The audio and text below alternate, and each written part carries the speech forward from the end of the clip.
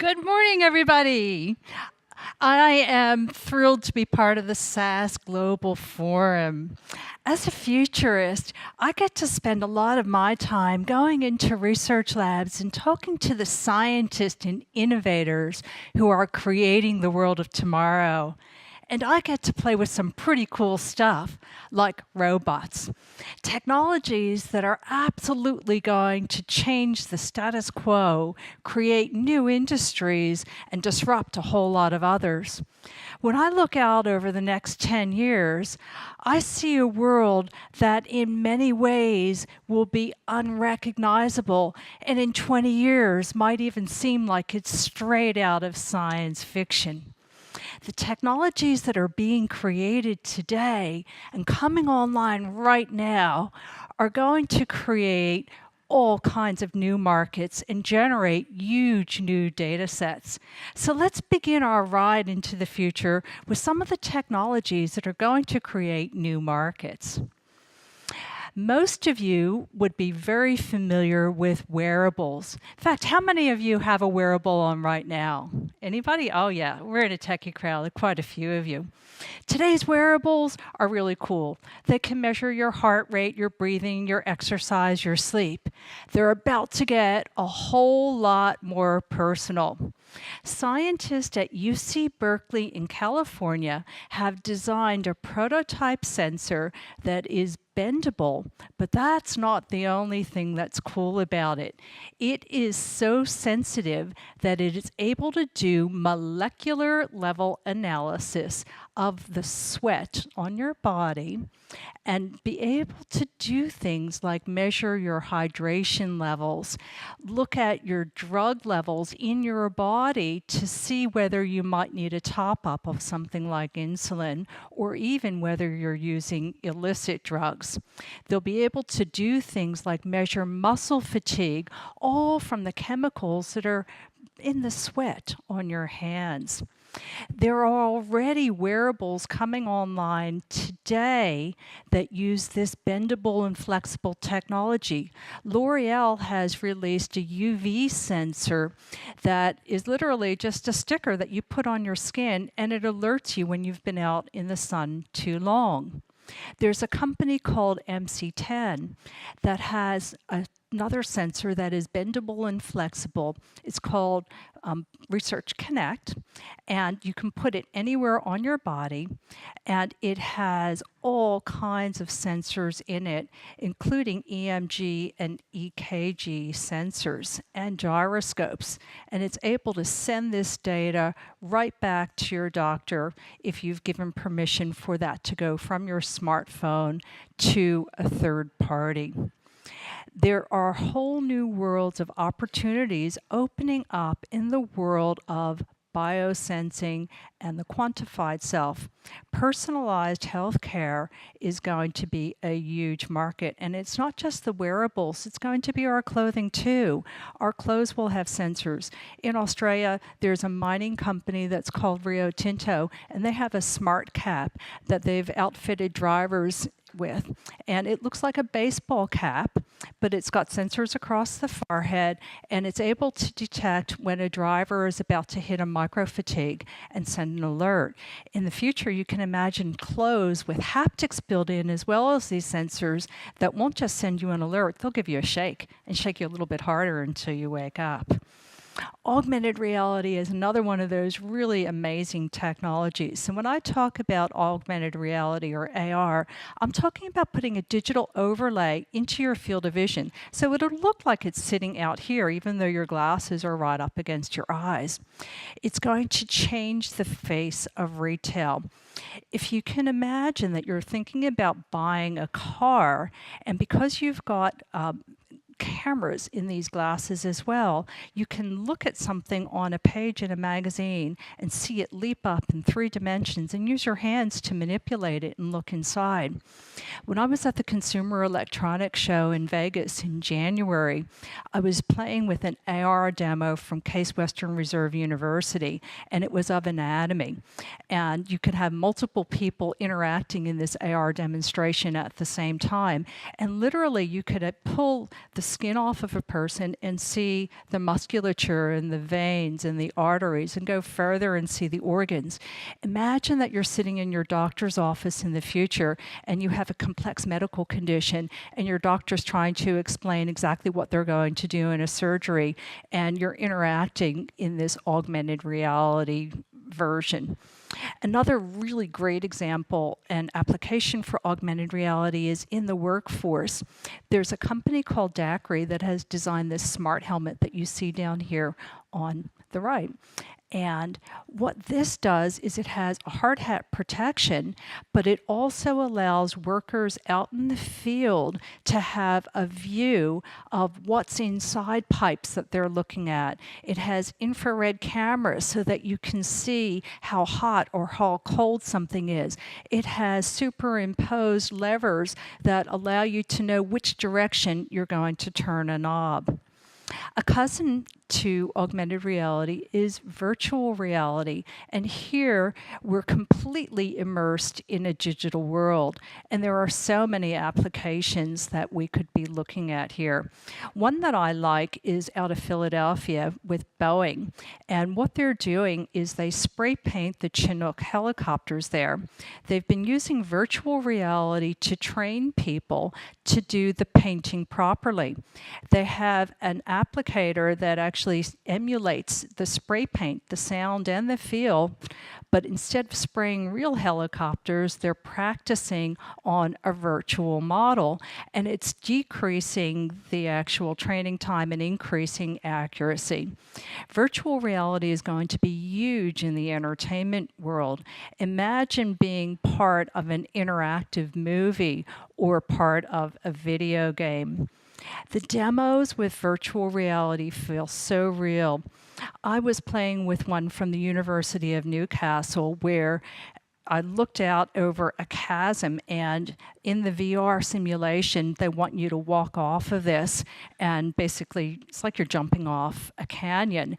And I got closer and closer, and my feet just did not want to go to the edge. It felt that real. Eventually, they coaxed me to step over, and my stomach actually went right up, just like it would on one of the rides here in Disney World. It's an incredible technology. Biometrics are going to be a huge part of our future as well. So whether it's fingerprints, facial recognition, iris scans, and so much more. Most of you would have already been through customs at some stage where you've got cooperative systems where it's basically just matching your picture up against a known photograph. Where it gets really interesting is with non-cooperative system where you have cameras that are at an angle in a ceiling and you can recognize faces in a crowd. There's a company in Australia called Imagery Technology that has designed algorithms that allow you to do that in real time. And it goes beyond just facial recognition. There's emotion detection too. And here what you're doing is you're marrying artificial intelligence with vision recognition.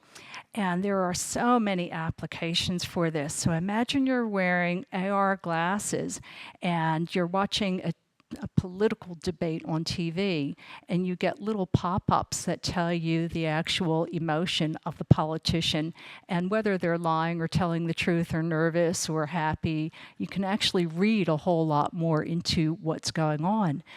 But there are some practical applications from a business perspective too. Imagine that you're negotiating a deal and you're wearing AR glasses and your opponent on the other side of the table isn't, and you're able to detect the emotions of the people that you're doing a negotiation with. And you might think, oh, well, you know, these glasses look pretty funky. They're going to know that I'm wearing AR. But guess what? The glasses that are coming out now are starting to look more and more like regular reading glasses or prescription glasses. There's a company called View that has a prototype out right now that you could not distinguish from a pair of regular glasses. And it's not just about recognizing individual people, it's also about recognizing the characteristics of a crowd, demographics. And one of the first places we're going to see this is in the area of digital advertising. There are systems that have already been deployed that are able to determine what kind of people are in front of an advertising sign and display an ad accordingly. So you can imagine in a supermarket like I've pictured here, Woolworths in Australia, it might make sense to advertise something like a family pie when you've got a mum with kids, as opposed to a bunch of teenage boys. And in fact, that's exactly what they're doing. It's a way of increasing advertising revenue and making it a whole lot more relevant to the people who are in front of the sign. Now, what all of these technologies have in common is that they're connected to the internet. And there are going to be so many different things connected to the internet, everything from our gadgets, our homes, our cars, and even our bodies. I'd like to give you a couple of examples of things that you may not have thought of. IoT is going to be extremely important in the agricultural industry, and in particular in dairy. In the picture on the left, the green sensor is called moo-call, and it gets mounted on a cow's tail, and as the cow is wagging its tail, and it's a pregnant calf, the more it beats, the closer it is to giving birth. And as the sensor detects that the cow is about to give birth, it sends an alert to the dairy farmer, and they're able to take appropriate action.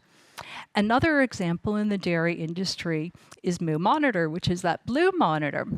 And on that one, it goes on the neck, and it's able to detect when a cow is in heat. And in the dairy industry, that's actually really important because right now about 50% of the heats go undetected, and that's a big revenue loss. So they can detect when the cow is in heat, and integrating it with electronic gates, they can then steer the cow into an area for artificial insemination. We're going to see sensors embedded in almost everything that you can imagine. One of the technologies that's underpinning this whole Internet of Things phenomenon is an addressing scheme called IPv6. And with this addressing scheme, you can connect up to 340 trillion things to the internet. So you can imagine a world where literally everything that gets shipped out is going to have an RFID tag, similar to a barcode that you might have now. A couple of years ago, Ericsson and Maersk started to do integration of RFID tags into the containers that they're using for shipping lines. But what you can do with this is actually check the provenance of everywhere that a particular good has been, every part that is assembled in a particular product, and check things like temperature and how long it's been stored somewhere, and it will be useful to consumers as well as to businesses. One of the places where we're going to see increasing connectivity and huge market opportunities is in turning our cities into smart cities, literally bringing them alive and by connecting them to the internet with sensors. And there are so many great examples. Things that are simple, like not collecting garbage unless a garbage can is actually full. There'll be more interesting and sophisticated applications like sensors that are able to detect where people are on bus or train routes and reroute accordingly. There's a cool one that has been deployed in Sydney, where I live, called Mousetrap. And it's a sensor that is able to sniff out graffiti paint or permanent markers, and they've deployed it on Sydney trains. So when the odors are detected, it triggers a CCTV camera feed back into the train office, into the police, and they can catch the graffiti artist in real time. We're going to see all kinds of smart parking applications. So you're probably familiar with garages that have those red and green lights that indicate where there's a space available, and maybe digital signage to help you navigate to a space. Imagine having that kind of capability citywide. In Canberra, our capital city in Australia, they're already doing a trial with just that.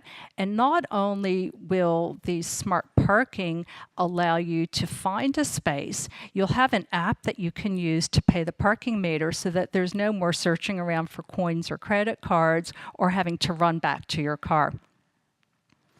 Now, with smart cities, there's a lot that's happening with technology, but frankly, technology in and of itself isn't the only thing that's important. Public feedback is too. In Korea, in Seoul, they've put together an application called M-Voting. And what this allows the government to do is get public feedback on a whole range of issues in real time. So it's starting a real-time dialogue with citizens, and they can push out questions to people in particular neighborhoods or particular genders or particular job categories. Again, mesh this with some other data sets, and you can start to get some really interesting real-time analytics out of this. I've talked about Canberra a little bit. They're doing a lot with smart cities. One of the things that they've invested in is using LiDAR from an airplane to do 3D mapping of the entire city. So they've built up a 3D model, and what they're going to use it for initially is to look at property development applications. So if someone wants to change a property, no longer will you be reliant just on looking at a two-dimensional drawing. You'll be able to look at it in 3 dimensions, and you might be using augmented reality or virtual reality to do a walk around of exactly what a new development will look like. Another government department in Australia, PSMA, is going steps beyond this. They have a project that is doing continent-wide 3D imaging and analysis using satellite data, analytics, and artificial intelligence. And this is the agency that also holds all the geocoded address for every building in the country, the zoning laws, the property boundaries, everything else. Imagine meshing it together. One of the first things that they're working on is determining where there are pools. So they're doing a trial in an 8 square kilometer area in Adelaide.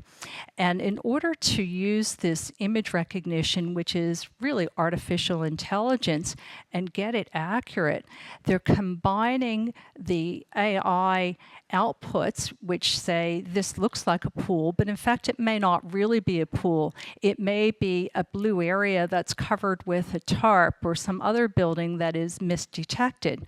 So to make it accurate, what you need to do is know that you've got a verified image. So they've matched it with a crowdsourcing platform where people are looking at the images that the AI thinks are a pool and saying, yes, this really is a pool, or no, it's not. And in doing so, it's training the AI as to what the image match really is. Now, add to this some trigonometry and some analytics, and suddenly you would end up with a complete 3D map of heights and roof angles and vegetation for an entire continent. Now, it's not just planes and satellites that will be doing imaging.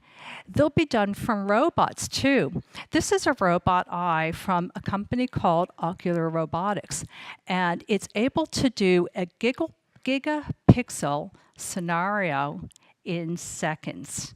Now, imagine that you've got this robot eye mounted in a police car that's going up to a crime scene.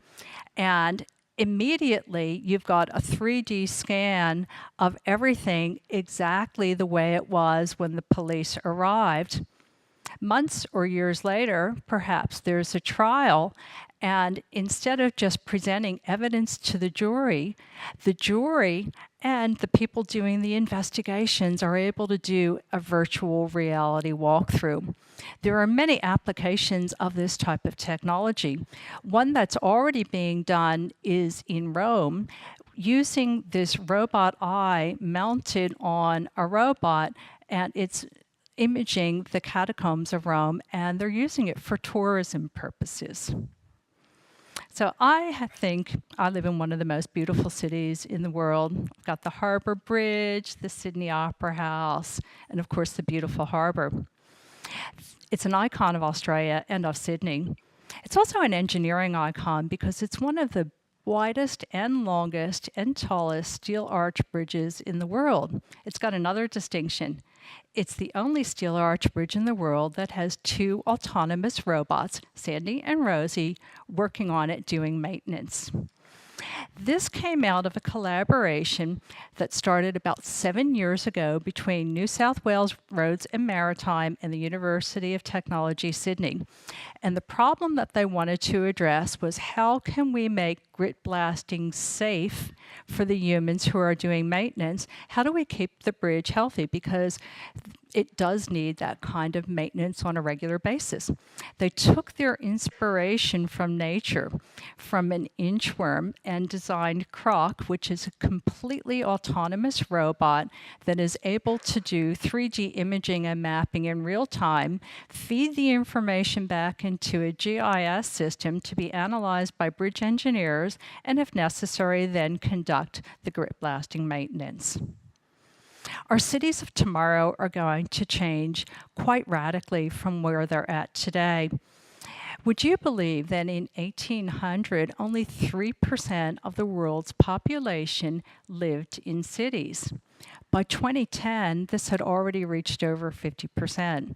By 2025, demographers believe that about 60% of the world's population are going to live in cities. And going beyond that, we can get up as high as 70% of the world's population in cities.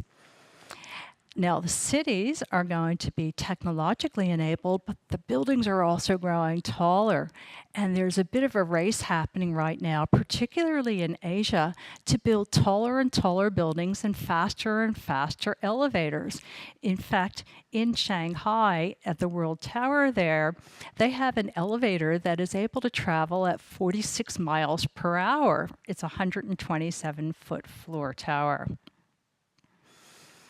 We're also going to see things like this huge pothole become a thing of the past. This was a picture from a couple of years ago in Bangalore, India, where a burst water pipe in a major thoroughfare created a 12-foot pothole that was left unfixed for over a month. And people were getting so tired of it that one guy, this artist, decided to take matters into his own hand. He put together a mock crocodile, moved it into the pothole, painted it like a moat. The pictures went viral, and the next day the city workers finally came out to fix this major pothole. In the world of tomorrow, it's probably going to be robots that are doing this. There is a super ambitious project that is being conducted by Leeds University in the UK with £4.2 million of funding. And they are designing a fleet of robots, tiny little robots that will be doing repairs of the city in real time. The way the scientists in this project describe it is that these little robots will be the immune system for the city. They'll be acting like white blood cells, and they'll be able to sense when things are wrong and take immediate mitigating action. So one of the modes that they'll be working in is perch and repair, where they'll be flying up on top of things like light poles and changing lights. They'll also be looking at things like potholes and fixing them in real time. I was talking to one of the scientists there about how would they detect the potholes, and I conjectured that maybe they'd have drones flying over and be using that as the way to detect that a pothole is there. However, what they're really thinking of is using the data from driverless cars, which will be packed with sensors, to be able to detect potholes in real time because they're already measuring things. They're also looking at launching robots deep into the utility pipes of the city and possibly having them as swarm bots, little tiny robots that have independent CPUs that are able to assemble and disassemble into different shapes and sending real-time data about the things that are happening deep underground and taking mitigating action. We're going to see robots everywhere in all kinds of shapes and sizes, and some of them are going to be quite disruptive, especially driverless cars. And they'll come in lots of different shapes and sizes as well. So many of you would have been familiar with these pod-like electric vehicles from Google and some of the others. There's actually a taxi trial that's happening in the UK with these pod vehicles. Ford has made a major investment in this area in vehicles that have no steering wheels, no brakes, no accelerators. And in fact, there's a commercial fleet that they're planning to launch in the 2021 timeframe that is designed for ride-share companies like Uber and Lyft. When I was at CES, I saw some other really interesting examples of the future of vehicles. One is this Vision van from Mercedes. It actually is an autonomous vehicle, although there is room for a driver who uses a joystick. What's interesting about it is that the cargo area is robotic and controlled, and that they have drones on the roof which do the last mile delivery directly from the van. Another really cool one that I saw is right next to it. It's from Honda, and it has an AI called Hana. It's an electric vehicle, and you can say to Hana, top me up when the rates are best. So in other words, when the electricity price is cheapest. You can also say to Hana, go and earn me some money, please, and it will go out and do an Uber type of thing and pick up people, and you're at work and your car is busy earning money for you all by itself. We're going to see other robots on our streets and pavements. Meet Drew. Drew is from Domino's in Australia, and the impetus behind this particular innovation is, why should we use a vehicle that weighs between 1.5 and 2 tons to deliver a pizza that weighs a couple of grams? So they teamed up with a local robotics company and designed this cute little guy that has hot and cold compartments, and it can navigate autonomously. It's being trialed on the streets of Brisbane, and it is already a hit with the people that have picked up pizzas. In fact, one of the things that they wanted to do was a market test to make sure that people would be willing to go out to the gate to pick up the pizza rather than having Doug the pizza boy knock on their door. And I suspect part of the reason people were so accepting is that this robot is so cute, but also because it is a novelty at this stage. Vehicle-to-vehicle communications is also going to be a very important part of the future, and where advanced analytics is going to play a very important role. We're going to have sensors not only on the cars that are detecting things like pedestrians or animals or cyclists or other vehicles. They will be communicating with each other and with the cloud. So we heard the other day about how tires are able to detect ice patches and communicate it to other cars. That is just the tip of the iceberg.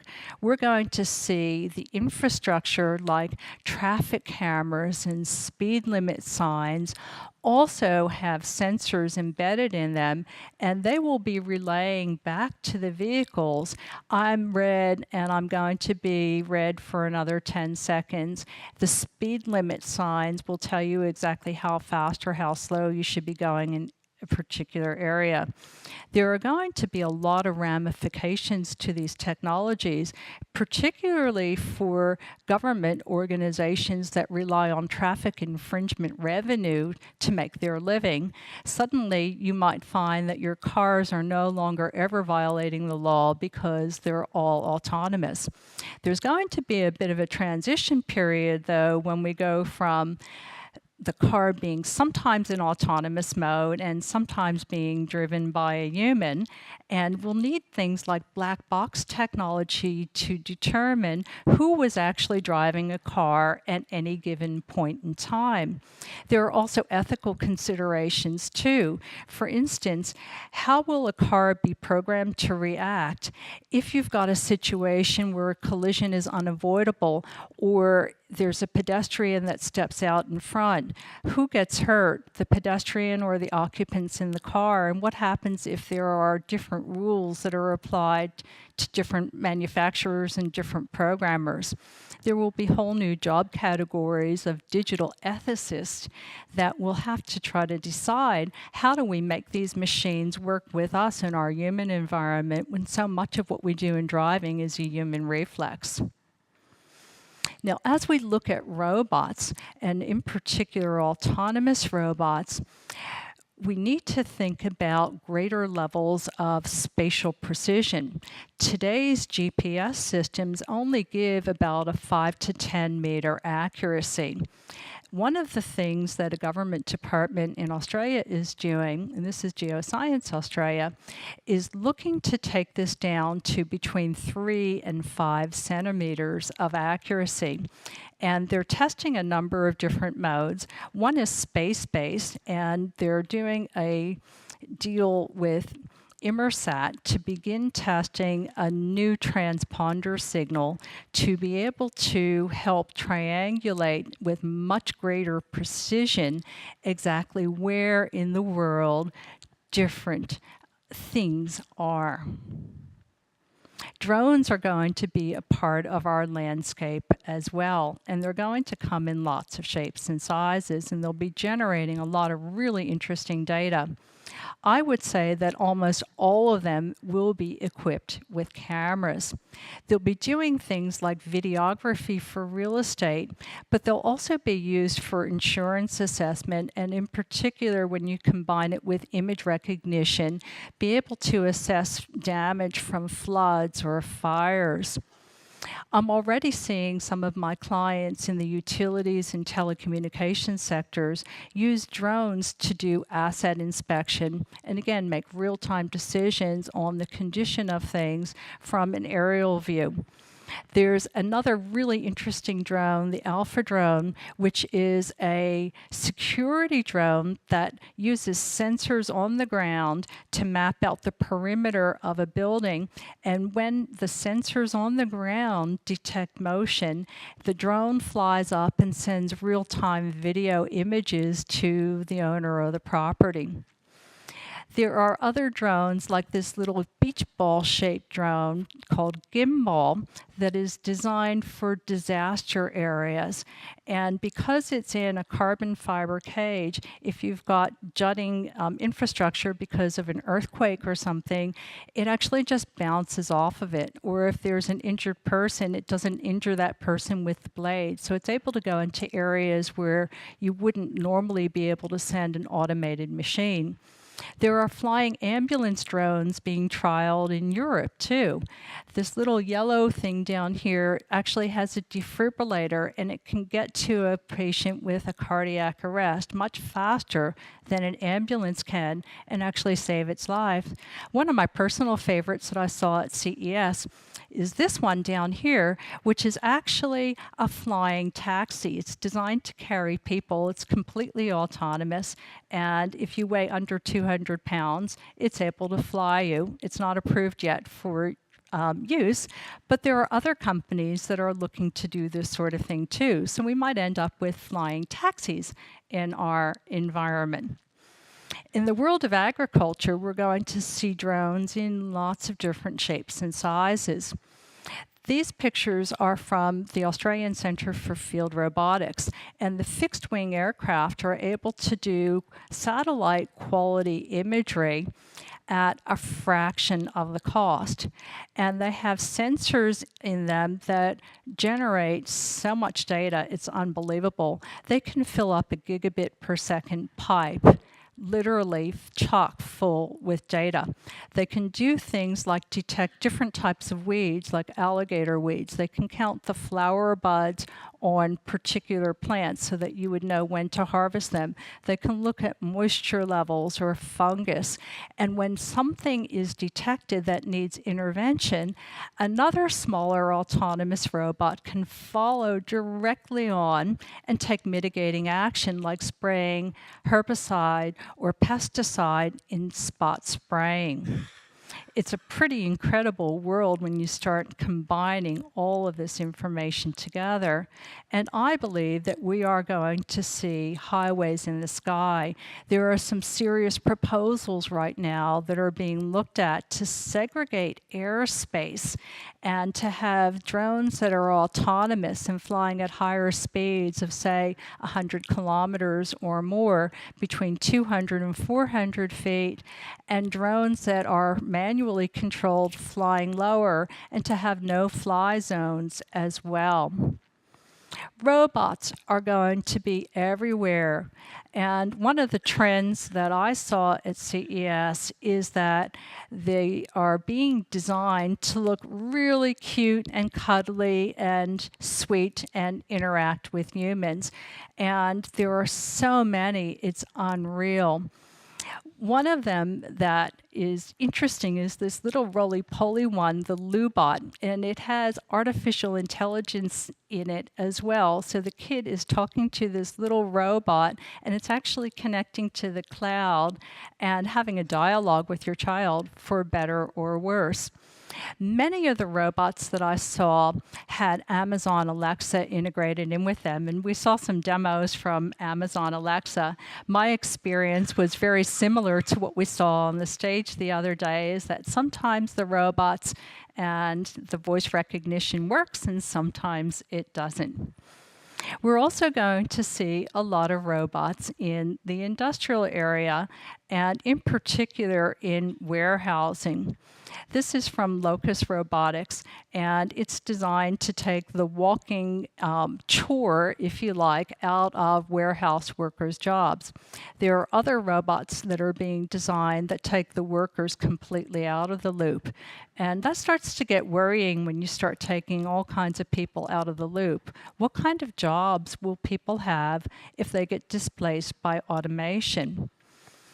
Now, the robots that we see today, one of the limitations that they have is that their grasp isn't very good. Well, that might change in the not too distant future. This is a robotic arm that's a prototype being designed by Yale scientists, and it was modeled by 3D imaging of a person's hand and then creating a robot that actually matched that 3D model. And this robot has the kind of grasp that allows it to pick up CDs or a roll of tape. One of the first applications for something like this will be in outer space, where you've got astronauts trying to do repairs, say, on the space station. So rather than trying to do it in a bulky spacesuit, you'd control it from a glove inside. But really, where the scientists want to go with this is to be able to take this and grow tendons and artificial skin on top and use it as prosthetics for humans who might have lost a hand or been born without a hand. Eventually, we will see full-on flesh-covered robots that may look very much like humans. So you can't really talk about robotics without talking about artificial intelligence. And there have been some tremendous advances happening in this area. So when I think of AI, a lot of times it just sounds so futuristic. Many people find it hard to believe that work began all the way in 1956. Early AI systems were based on what they called expert mode systems, where literally you tried to interview an expert to find out the decision tree that he or she would use and mimic it in programming code. With today's cognitive intelligence, that's not what you're doing at all. What you're doing is training the AIs by throwing masses of data at them. So it might be databases, it could be YouTube videos, it could be documents from your organization, almost anything that you can think of, including social media feeds. There have been some very significant milestones in the world of AI. One of the first was when IBM beat the world reigning chess champion. That was back in '97. Another milestone in 2011 was with IBM Watson winning Jeopardy. And that's an important one because that used natural language interpretation and mimicking of human thinking in neural networks to actually win the game of Jeopardy. Last year, there was an even bigger upset when Google's DeepMind AlphaGo robot beat the reigning Go champion. And that was considered, if you like, the pinnacle of artificial intelligence for determining human-like behavior. And it's getting faster and faster and more sophisticated all the time. One of the areas where we're going to see artificial intelligence really start hitting the professional workforce is with Robo-Advisors. And unlike this picture here, they're not hardware robots, they're software robots. So in the world of financial advice, Robo-Advisor services are already being offered to the general public, which purport to give better returns on investment for stocks and mutual funds and all sorts of things than a human advisor would. If you look at the growth trends that they project, a human advisor might give a growth trend that looks something like this, but a robo-advisor, because it's analyzing masses of data, is projected to give a return like this. There are other applications as well. One that I particularly like is in the field of oncology, and this is with IBM Watson. And what they're doing here is using AI as an assistive intelligence rather than replacing a human. So in the world of medicine, in particular in oncology, there are research reports that come out every single day, all kinds of new clinical trials, all kinds of papers published, and the patient records can be very, very lengthy and go over an extended period of time. By matching artificial intelligence to do this big data scanning and then presenting it to the professional oncologist, you're able to get the best of both worlds. There's another AI in the UK called Ross that's being used by a legal firm in its bankruptcy practice. And once again, it's being used to assist the humans rather than displace them.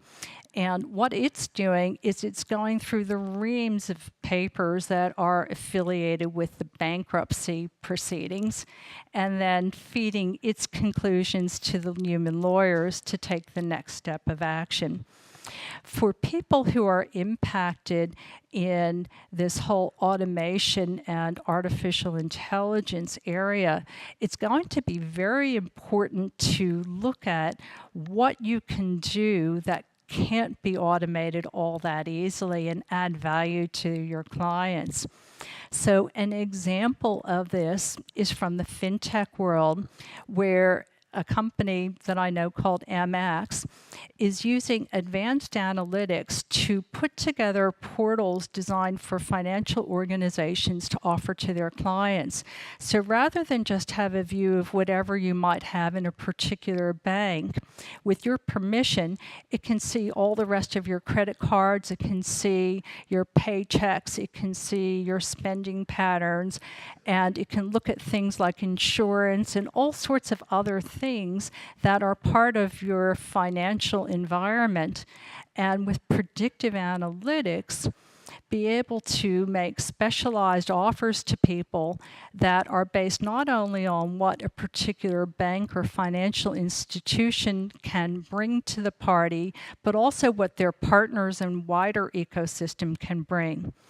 If you match this kind of analytics with artificial intelligence and, let's say, facial recognition and emotion detection, or detecting the emotion from your voice as well, you can start to do some really interesting things in terms of deepening your relationship with your customers.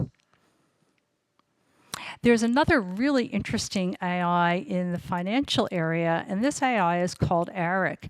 And what Eric is doing is looking at how people normally navigate a banking website, the menus that they use and the patterns that they use to get through the site, and detecting when something anomalous is happening in terms of your individual use of that banking site. So let's say you might be under duress, and being able to send alerts to people in the fraud team to see what's happening in real time to detect fraud and stop it right in its tracks. So there's some really interesting things that can be done, once again, when you combine analytics and the power of artificial intelligence. Now, speech recognition is also very, very interesting. And when I was at CES, I saw Amazon being integrated into almost everything. It was unbelievable. Everything from dishwashers to cars, and we saw it's being integrated in with SAS as well. I consider that still a very rudimentary system. Google has come out with another iteration similar to Amazon Alexa of Google Assist, where you say, okay, Google, Google instead of Alexa. And it's actually, if you like, a next generation AI that's more conversational. I haven't had a chance to play with it myself, but reportedly it is even more accurate. What will happen, though, over the course of time, and I'm talking like the next 2 or 3 years, is that we're going to start seeing voice interfaces in with a lot of different things in our environment. And as they become more and more accurate at being able to pick out different accents and reacting appropriately rather than inappropriately, we might start to see voice as one of our primary interfaces. There's also another interesting aspect of voice recognition, which is emotion detection from voice based on the words that you're using and the tone and intonation of the things that you're talking about. And once again, if you can imagine a whole range of customer-facing situations or call center situations where you're able to figure out in real time the emotion of the person that you're talking to if you can't see them, there are, once again, some predictive analytics that can be put to play by marrying that information. So what does that mean for all of us as humans? We've got all these different technologies that are coming online right now. Are we going to take them into our body like Neil has? Will we become another species?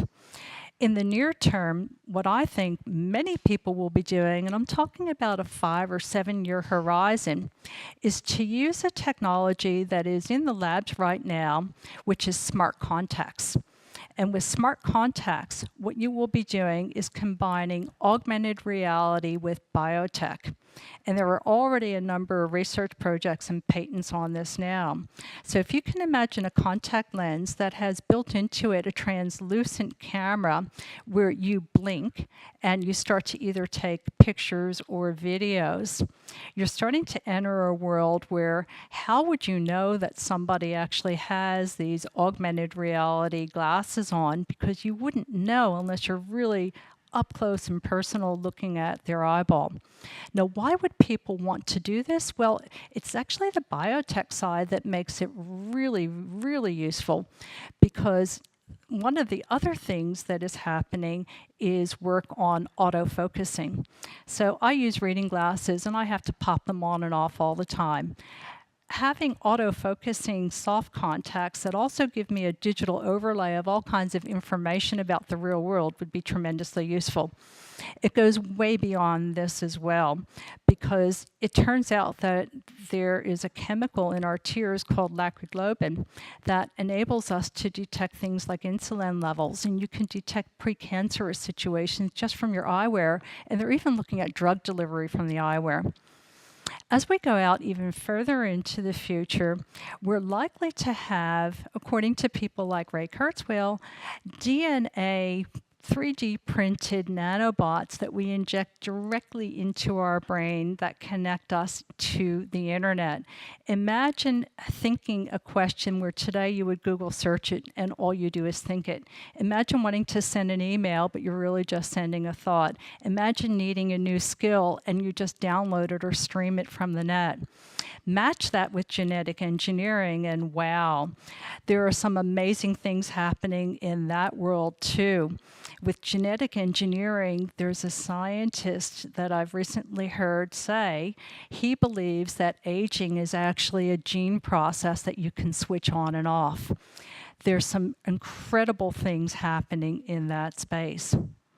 So from the perspective of SAS practitioners in the world of analytics, the thing to think about is what kinds of new data sets are being generated by these technologies, and how can you use them to either help your organization or your customers' organizations make money, save money, or solve a problem. The future is really bright for those of you who are practitioners of analytics and who also have experience in artificial intelligence. So thank you very much.